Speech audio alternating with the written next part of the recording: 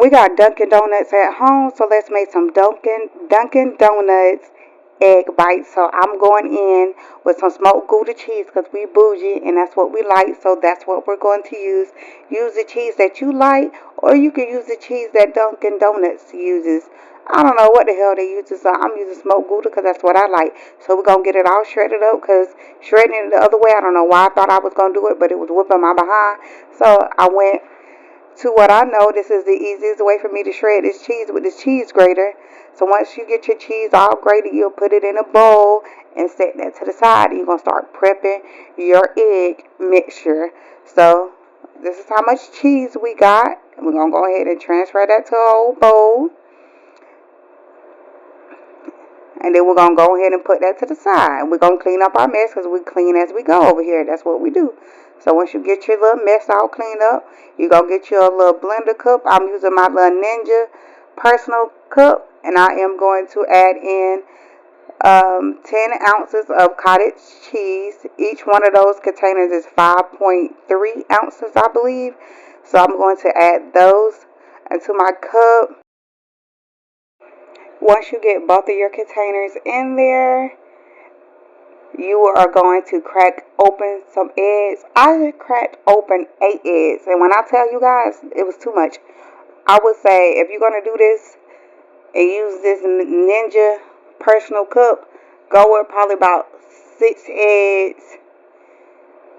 And, yeah, because I made a mess. I'm not going to lie. It was messy. But I did crack open 8 eggs. I probably should have did 6 or 7 eggs. But I was like, 8 eggs can fit in here. But I forgot once you put the lid on, it kind of comes up. You see where it says max liquid? That's the max liquid you need to be putting in there. So I added some salt, some pepper, and some acid. Then I'm going to add a couple splashes of Tabasco sauce because your girl loves some Tabasco sauce. I got to put Tabasco sauce in everything. Then I added some of that cheese in there. And that when I tell you I made a mess, I made a mess. So I got these silicone molds. And I'm going to pour it. Once you blend it, you're going to blend up that mixture. Once you blend it up, you'll set it to the side. I'm going to line my silicone molds with cheese. I'm going to line all of them with the Gouda cheese because we love cheese over here. And I wasn't able to put as much cheese inside of the blender because I overfilled it. So we're going to add extra cheese to it because, like I said, I love me some smoked Gouda cheese. If you don't like this much cheese, if you don't do cheese, don't do what I do. Okay, I'm doing it how the way I like it. So I'm going to pour the egg and mixture into my molds, as you see me doing here. And make sure you clean up the sides because I did spill some around the edges, but I clean that up. You see how smooth that mixture is? That's how smooth it needs to be. And it'll take a couple seconds. I think I hit post about 2-3 times. And once you get your molds filled up, I also preheat your oven for 350. I preheated my oven for 350, and then I have some water boiling in my kettle.